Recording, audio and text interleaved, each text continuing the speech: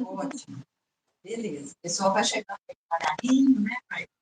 Vai. Uhum. As mulheres todas que estão aí, Joyce, são mulheres 50 mais, 60 mais, 70 mais, e são mulheres que estão assim no mesmo propósito nosso de buscar conhecimento, de buscar desenvolvimento emocional, de crescer, né? De não ficarem estagnadas. Então, eu tenho uma alegria muito grande de ter convidado a Joyce. Nós já estamos falando sobre essa live, já tem mais de um ano, desde o ano passado, né? Quando nós Sim. juntas, a gente já estava alinhavando essa live, e agora, finalmente, nós conseguimos, né, ajustar nossas agendas para que isso desse certo. Então, Joyce, eu te agradeço muito você ter disponibilizado o seu tempo para nos atender, para vir aqui conversar um pouco conosco. Eu sei que você tem uma agenda muito cheia, uma vida muito movimentada, e não é fácil, né, abrir um espaço na agenda com essa generosidade para vir aqui bater esse papo com a gente. Mas eu queria, assim, que você se apresentasse, você mesmo falasse quem é você, quem é a Joyce, qual o trabalho da Joyce. Por que você foi me trazer aqui, né?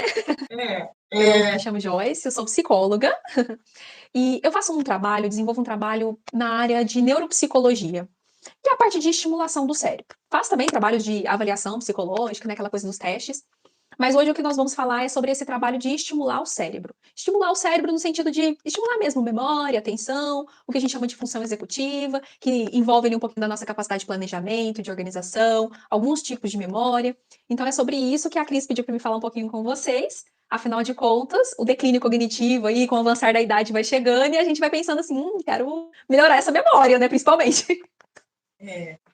Joyce, tem um fenômeno assim, que é recorrente com as mulheres 50 mais, as mulheres que estão na pré-menopausa ou durante a menopausa ou até na pós-menopausa, que é exatamente isso, os esquecimentos, né? Eu saio de casa, eu fico assim, será que eu desliguei o fogo?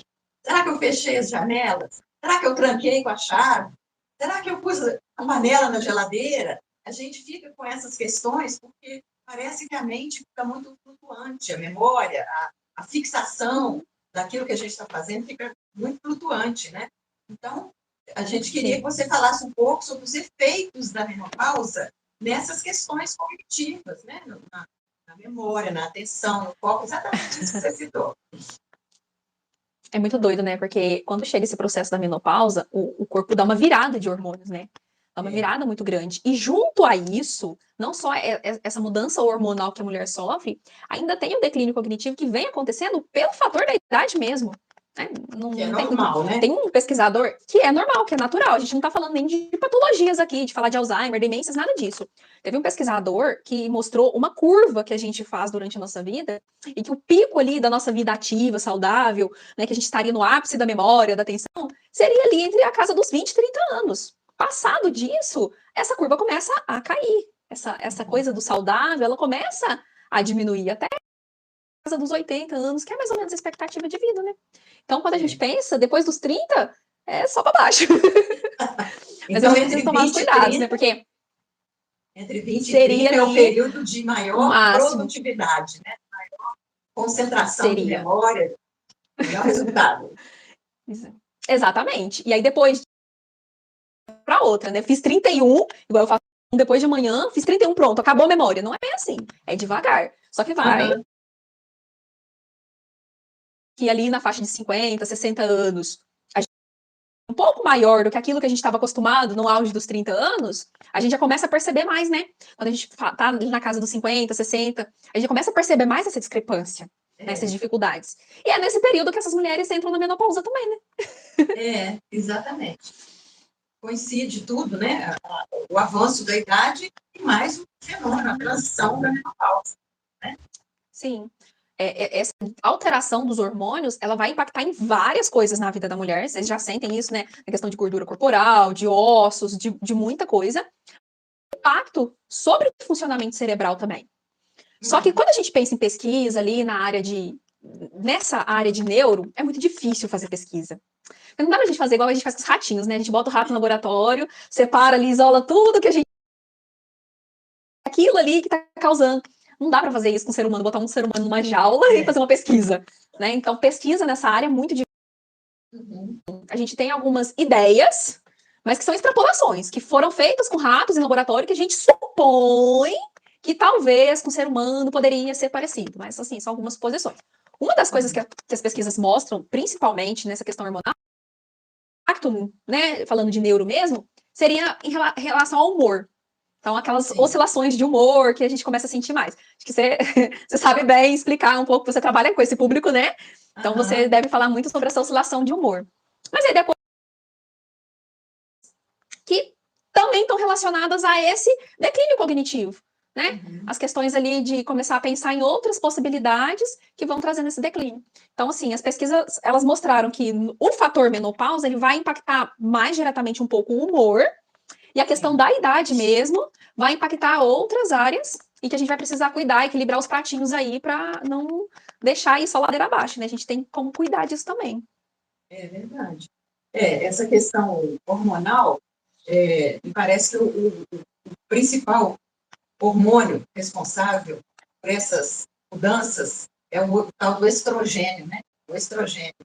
É o estrogênio, o danadinho. É o danadinho. A queda do estrogênio, assim, é uma perda para a mulher. Causa.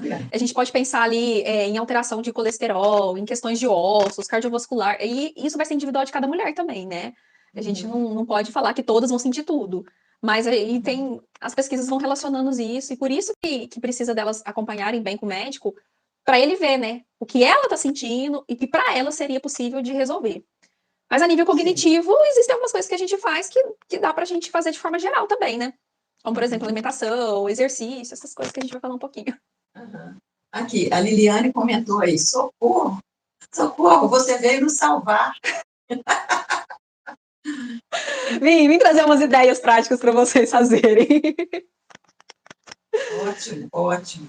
Muito bom, né? Quanto mais conhecimento a gente tem, mais a gente tem condição de fazer boas escolhas na nossa vida e direcionar nossa saúde, uma vida, né? Ter uma vida mais saudável, mais leve, mais fácil, né?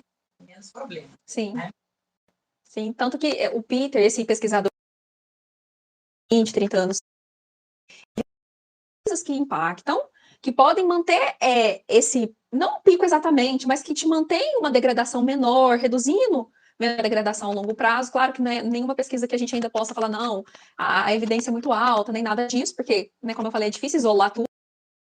Colocando algumas coisas que a gente faz, algumas coisas que são protetivas, algumas coisas que são coisas que a gente utiliza para estimular o aumento da memória, porque tem duas coisas, né? Proteger o que a gente são duas coisas diferentes, né? Eu proteger para tentar manter e eu estimular para que essa memória melhore. Né? Então, são duas coisas que a gente levanta ali algumas possibilidades. Como, por exemplo, a questão do apoio social, senso de propósito. A primeira pesquisa dele é isso. O quanto que a sua rede de apoio, rede de pessoas próximas, de reserva cognitiva, eu brinco, a reserva cognitiva é um baú que a gente abre e vai botando coisa dentro. Vai botando coisa dentro. Chega no final da vida, quanto mais cheio o baú, melhor minha reserva cognitiva, mas eu tenho para gastar, né? E esse apoio social é uma das coisas que ajuda muito a encher esse baú da reserva cognitiva. Sim. O que você chamaria de apoio social? São as redes sociais de apoio, é isso? As redes de apoio, os grupos de amigos, tanto que quando eu estava trabalhando com idosos, o que a gente fazia era grupo. Era grupo de estimulação da memória, beleza, mas é em grupo. Por quê? Porque o grupo ali, para além da estimulação da memória, você tem aquele momento do cafezinho que você casa e você mantém essa vida ativa, um com o outro, bate papo com o vizinho, sabe tudo isso que você tem cercado de pessoas? Que é o problema que a gente encontra às vezes das pessoas que vivem. Muitas vezes a velhice traz um pouco desse isolamento por causa das características mesmo, né? Os filhos já estão fora de casa, o ninho está vazio, a pessoa já não tem um trabalho, tá? Já se aposentou. Então, naturalmente diminui a socialização, né? Mas, então, eu estou entendendo que a mulher tem que investir nisso, né? Investir nessa socialização, nesses grupos sociais, para ela ter um suporte. Isso. Até aquela conversa rápida que você faz,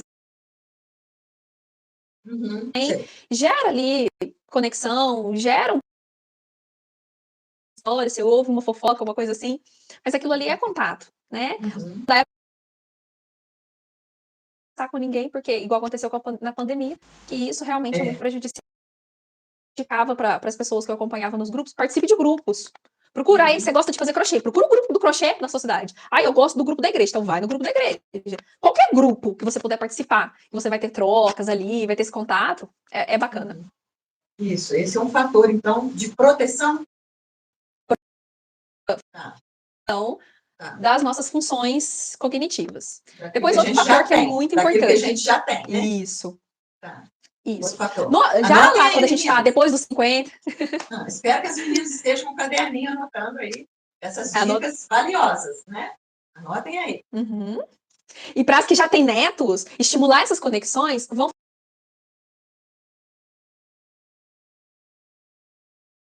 é importante para construir a reserva cognitiva.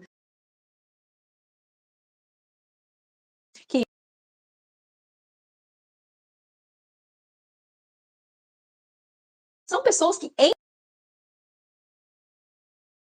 você vê que são mais ativas, diferente daquelas que já são mais só.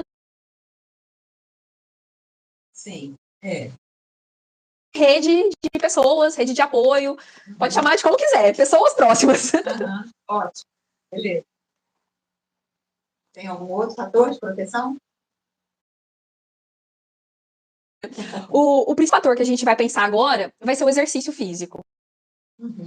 Ele não é importante só para questões físicas mesmo. De você conseguir abaixar, levantar uma sacola, né, fazer essas atividades do dia a dia. Mas também situações já foi associado a fator de melhora da memória. Então, exercício físico. Sim. Físico mesmo para o envelhecimento. Ele é fator de proteção da memória. E, a depender dos casos, ele física semanal, assim, igual eu vou 4 vezes na semana na academia e faço regular. Ele fica melhor armazenado na minha memória do que com frequência. Sim. Entendeu? Então, aí o sedentarismo é um inimigo, nesse caso, né? Para a preservação das nossas funções cognitivas. Sedentarismo, né? Não dá. Inimigo. Não dá. A gente precisa ganhar. E tem muito estudo falando sobre ganho de massa muscular como fator protetivo de vida mesmo, de movimento, de te dar liberdade, tudo isso. Nessa área de neuro, de memória, a gente viu associações boas com aeróbico. Então, sabe aquela caminhada que você sai de casa, faz 30 minutos ali da sua caminhada e volta para casa? Também foi considerado um fator protetivo e de estimulação da memória das pessoas que foram ali colocadas em pesquisa. Então, a gente não precisa ser necessariamente a musculação.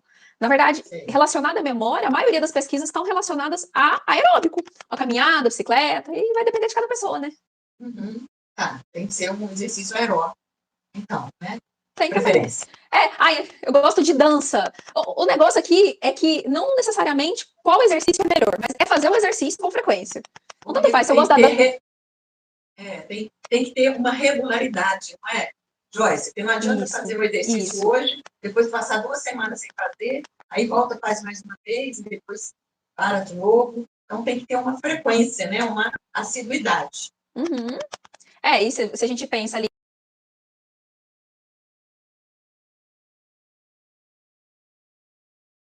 esse exercício ainda vai beneficiar ela nessas questões de obesidade e tudo mais. Tem muito benefício, muito benefício. Isso eu sempre falo para elas, né?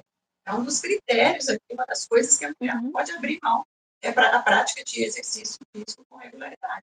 Falo sempre isso aqui, né? Na questão, falo do sono, falo da alimentação, e falo muito da atividade física com regularidade. E os benefícios, assim, são bem abrangentes, né? São muito abrangentes.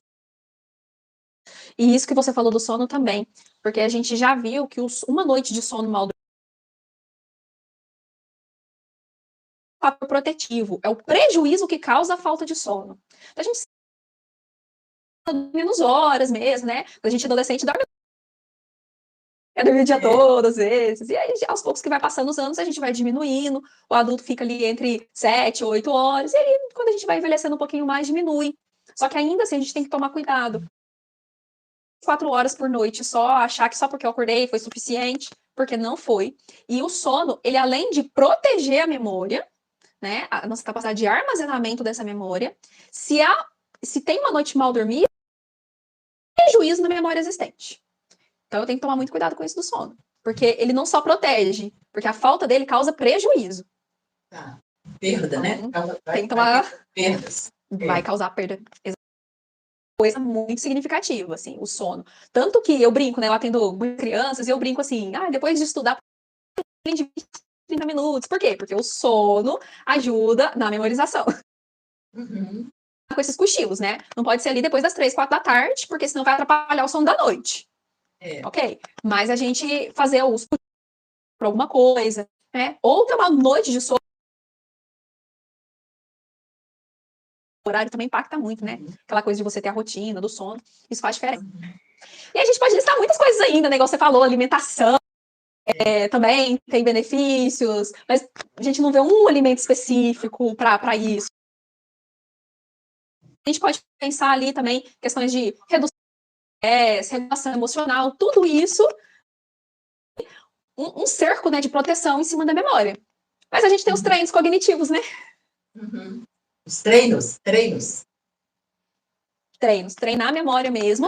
E aí, quando a gente fala de treino para memória durante o processo de envelhecimento, gravem isso, porque se vocês forem procurar alguém que trabalha com isso, você precisa ver se um cerco direitinho na sua memória. Quando a gente pensa em treinar a memória, eu não posso treinar só a memória. Por quê?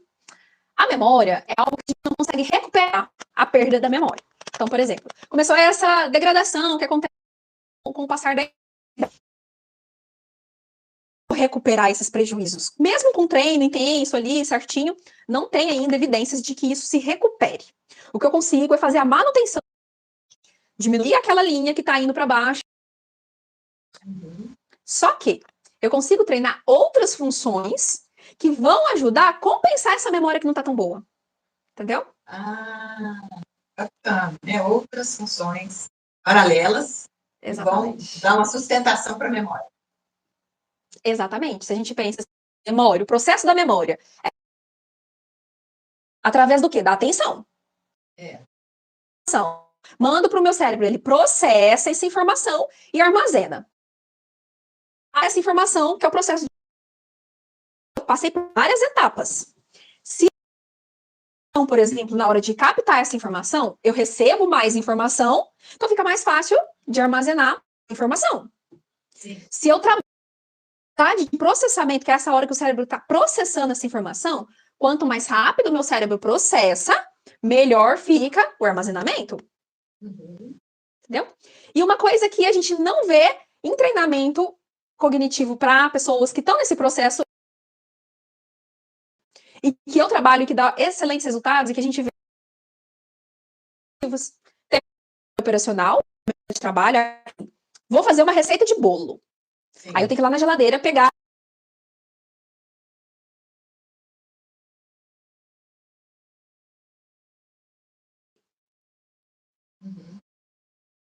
posso esquecer, né? Então, é a memória de trabalho. É a que eu preciso para fazer naquele momento. Depois, tanto faz se eu lembro a receita ou não. Porque eu posso ter ela escrita ali, posso esquecer esses ingredientes. Então, essa memória a gente trabalha dentro das funções executivas.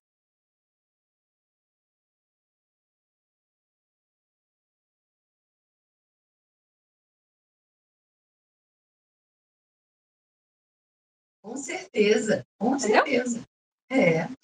certeza. A organização ajuda muito, né?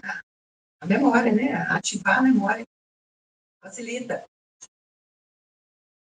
A gente entra com treino de atenção, de função executiva, de velocidade de processamento e de memória. Mas não só focar na memória, mas focar nessas outras funções. Porque aí elas vão ser compensatória. Levar escrito. Esse lance de escrever ajuda demais, ajuda demais. Muito. Principalmente para a mulher que ainda está assim, com muitas demandas, né? ainda está, é 50 a mais, mas ainda está trabalhando, tem que Ativas. administrar, né? Ativas. As mulheres 50 a mais hoje em dia, então Exatamente. isso ajuda muito. As anotações, planejamento, agenda, escrever, né? Por isso que quando a gente vai estimular os cognitivos, Sim. as estratégias compensatórias, para aquela mulher, aquela pessoa, possa se organizar de uma maneira. Uhum.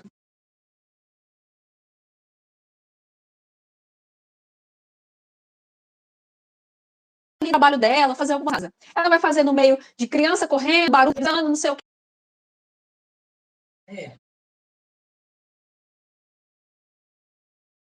A gente tem que organizar esse ambiente para que ela possa também conseguir, né, ter ali um resultado bacana.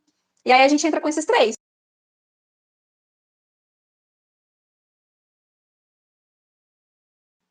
Uhum. Isso é trabalhada, as três áreas são trabalhadas simultaneamente ou uma de cada vez? Isso. Simultaneamente, simultâneo. A gente faz sessão ali em que inicialmente a gente já vê ali como é que foi a rotina, o que foi difícil aplicar.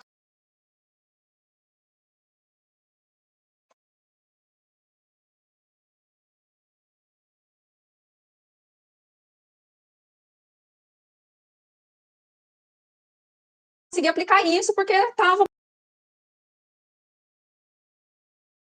Não é mandar todo mundo embora de casa porque eu preciso ficar da realidade. Como é que faz? Tem algumas avós aí que cuidam dos netos. E outra coisa também que a gente tem no nosso público, meu público que eu tenho aqui, ô Joyce, são as mulheres maduras que também cuidam dos pais idosos, muitos pais às vezes já doentes e também com problemas de memória, com Alzheimer, com Parkinson, como é o caso da minha mãe. Minha mãe tem Alzheimer e Parkinson. E tem outras seguidoras aqui que eu sei também, já conversamos sobre isso, elas têm ou a mãe, ou o pai doente em casa, ou um tio, a mãe cuida de um tio muito idoso. Então, é uma pressão muito grande em cima da mulher, né? Ela fica ali espremida entre 2 gerações. Ela tem que cuidar dos netos, que é a geração que veio depois, e tem que cuidar dos pais, que é a geração que veio antes. Sim. E olha, para essas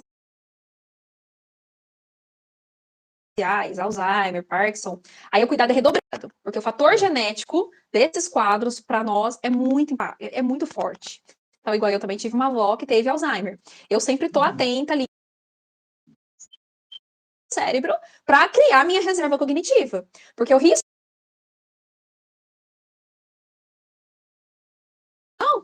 de que não tem fator genético associado.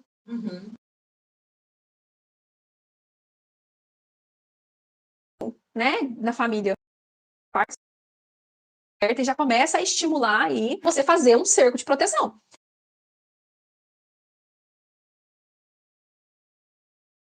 Isso, para você ter uma vida mais ativa o máximo possível. Até retardar a progressão da doença, o avanço da doença, né?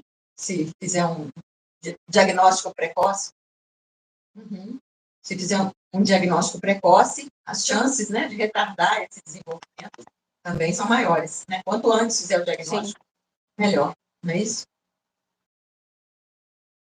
Melhor é do aparecimento, né, do sintoma da doença, melhor ainda. Porque a leitura a gente sabe que é algo que ajuda muito.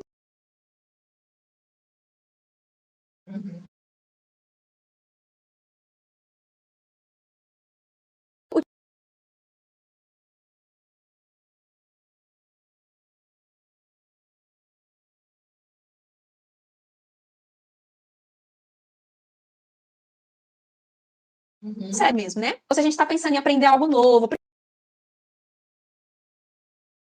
nesse sentido de aprender algo, eu tive o sonho de isso, trabalhei em outras coisas, por que não aprender agora? Eu sempre tive o sonho de me permitir, eu tive que trabalhar, eu tive que cuidar repetindo. Por que não tentar aprender agora? Ainda mais com acesso de informação que a gente tem de YouTube, de internet. É verdade. Está em tempo ainda, né, de aprender coisas novas, Sim. né? E o aprendizado é um fator de proteção muito grande para essa degradação não ser tão forte assim. Sim. É interessante, né? Porque essas dicas que você está dando realmente são dicas que a mulher pode fazer em casa, sozinha, sem ter um profissional acompanhando. Porque o ideal seria que todo mundo pudesse fazer um acompanhamento profissional para essa estimulação cognitiva, para estimular todas as 3 áreas. Mas nem sempre isso é possível. Aqui na minha cidade, por exemplo, Joyce, não temos muitos profissionais que trabalham com isso, não. Temos poucos profissionais. E eu acho que eles ficam assim tão atarefados, só fazendo avaliação neuropsicológica, que não sobra tempo para fazer as estimulações. Tem alguns profissionais que fazem, tem clínicas e tudo, mas eu vejo que o número de profissionais que faz isso é bem pequeno. Então, essas... Mas existe a possibilidade de fazer.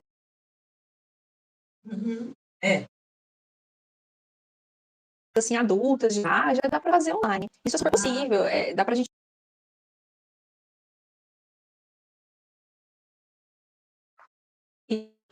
desse outro lado mais técnico, né, para as meninas que te acompanham.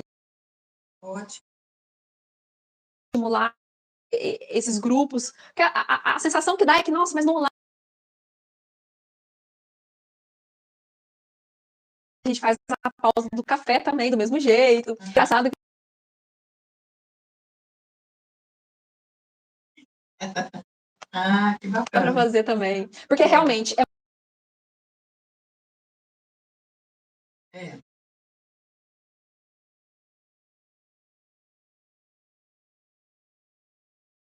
é muito pouco profissional que trabalha estimulando. Algumas outras técnicas e a reabilitação ali, a estimulação, né, como fator depois que já tem a doença, mas antes, nesses grupinhos, você quase não encontra. Gente, a Joyce, além de fazer os atendimentos de estimulação com o público dela, ela também é professora de psicólogos. Ela prepara outros psicólogos para fazerem esse trabalho. Ela tem um curso de formação de psicólogos que fazem essa estimulação cognitiva. Porque, como a gente está falando, tem poucos profissionais, e ela tem esse trabalho de desenvolver profissionais, preparar outros profissionais, capacitar para fazer esse trabalho que é tão importante e tão necessário, né? Tem carência de profissionais no mercado aí para essa função. Sim. E alguém quer fazer alguma pergunta, gente? Pode ir perguntando, se vocês quiserem registrar aí nos comentários alguma pergunta, porque aí dá tempo da Joyce responder. De poder responder. Você tem mais algum acréscimo a fazer, Joyce? De modo mais geral, assim, né, que eu poderia trazer de possibilidades. Essas opções, a gente começar a pensar mesmo nos cuidados de exercício, sono, principalmente os 2 pilares principais. Essa questão social de fazer um cerco de pessoas. E depois a gente começar a pensar nos treinos, né? Eu não tenho possibilidade de entrar num grupo que vai fazer o treino cognitivo. Vamos começar a fazer algum aprendizado em casa. Não deu para fazer o treino assim em casa, mas se surge a oportunidade de um grupo presencial, seja online, tenta ver, participar. Às vezes tem oficina pontual, eu também fazia muito oficinas pontuais, ali de 3 horas, a pessoa poder fazer, e aí aprendi as técnicas para fazer em casa também, isso é super possível. Aqui, ó, tem um comentário aí da Foi Rejane. assinada a lei. No nosso Congresso Nacional, o tratamento para a menopausa com acompanhamento psicológico pelo SUS. Olha, que legal, Sim. Que bacana, né? E é importante, porque esse acompanhamento psicológico, aí ele é um pouquinho diferente desses treinos da estimulação. Ele vai focar muito nessa questão da regulação emocional, que é uma coisa que impacta muito. Lembra que eu falei que uma das principais associações que a menopausa causa no cérebro? Então, o acompanhamento psicológico vai te dar uma base de regulação emocional muito importante e que vai fazer a diferença, tá? Agora, esses treinos cognitivos mesmo pelo SUS, eu nunca... Não, acho que esse não é esse tipo de atendimento, né? Eu acho que esse não é esse o acompanhamento objetivo psicológico para a menopausa vai ser mais, assim, gestão de emoções, né? Talvez seja isso. Isso, exatamente. Né? E que vai ser muito importante também, porque você pensa que os hormônios, eles gerem muito nossas emoções. Quando tem uma desregulação emocional do nada, você tá chorando, dali a pouco você tá rindo, dali a pouco você tá chorando de novo. Dá uma oscilada assim, esse acompanhamento que vai ensinar ali você ter técnicas para regular a emoção vai ser muito importante também. Uhum.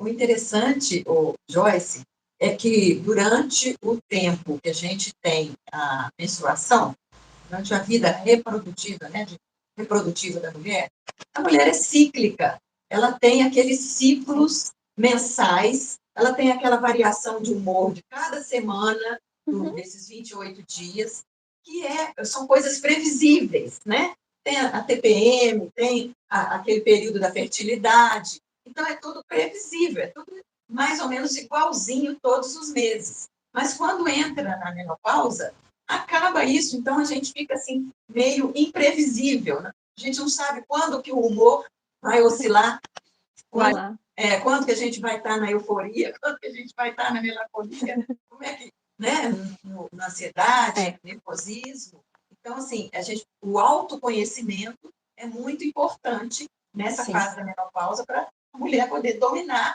essas flutuações de humor que acontecem nesses períodos que são, assim, imprevisíveis. Exatamente, até porque a base da regulação vai ser feita quando você aprende o seu estilo, né? O seu jeito ali, o seu funcionamento, você aprender a identificar em você os sinais que ali tá dando uma regulada. O pontapé inicial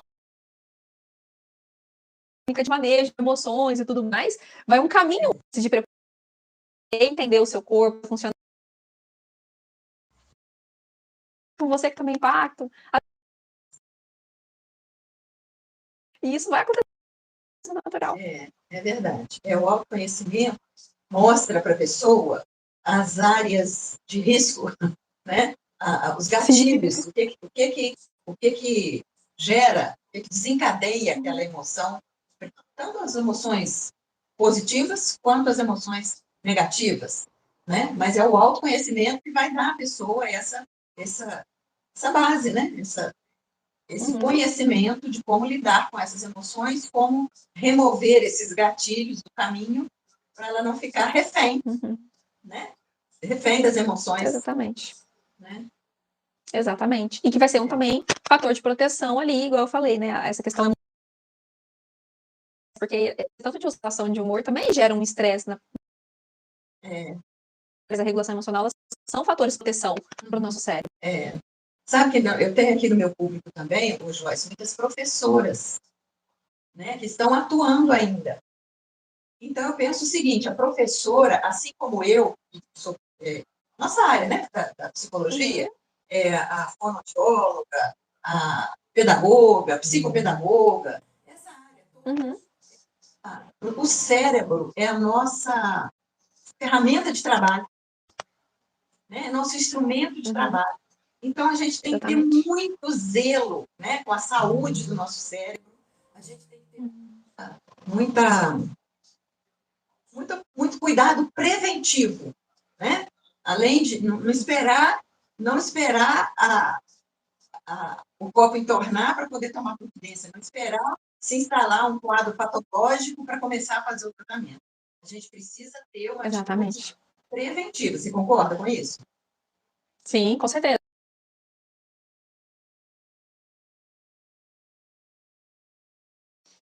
Dá para me proteger. É o que eu falo de proteção em volta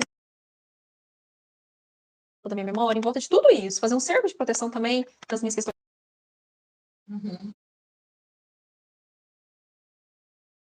É como se depois, né, dali a pouco, essas professoras, elas se aposentam, elas não vão curtir essa aposentadoria, elas não vão conseguir aproveitar, né? A gente também tem que pensar nisso. Porque pensar também morrer daqui a pouco, né? A gente quer uma vida mais longa. Não adianta uma vida longa, cheia de doenças, acamado, que é uma vida mais triste, né? Então, e a expectativa de vida tem só aumentado, está só aumentando. Tem muita gente vivendo mais de 90, 100, muita gente chegando em 100 anos, assim, né? Está ficando muito comum você encontrar pessoas com 100 anos, 101, 102, 103, e antigamente isso não era comum, não era visto, né? Mas aí a gente quer ter esse período aí com qualidade, com saúde, né? Com integridade. A medicina avançou tanto, dando essa possibilidade da gente viver mais, a gente tem que viver bem também, né? É, verdade. Então, nós estamos já com o nosso horário aqui esgotado. Alguém quer fazer mais alguma pergunta ou algum comentário? Está na hora. Ó, Iris Neide, tem uma tia com 98 anos e é saudável. Olha, gente, o que é isso? 98 anos? Pega o histórico dessa mulher, você vai ver ela rodeada de pessoas, ela sempre envolvida em atividades, sempre tentando aprender alguma coisa. Parado, provavelmente manteve um equilíbrio de alimentação, de boa rotina de sono. Depois, Iris, conversa com ela e vê se esses fatores que eu falei não estavam presentes na vida dela. Nós temos muito que aprender com essas pessoas mais velhas, né? A Iris falando, ela é assim mesmo. Exatamente. A gente vê nessas pessoas, olha, 98 anos e ativa, lúcida. É isso aí, que você tem que ir fazendo esse cerco para você conseguir alcançar isso. Isso.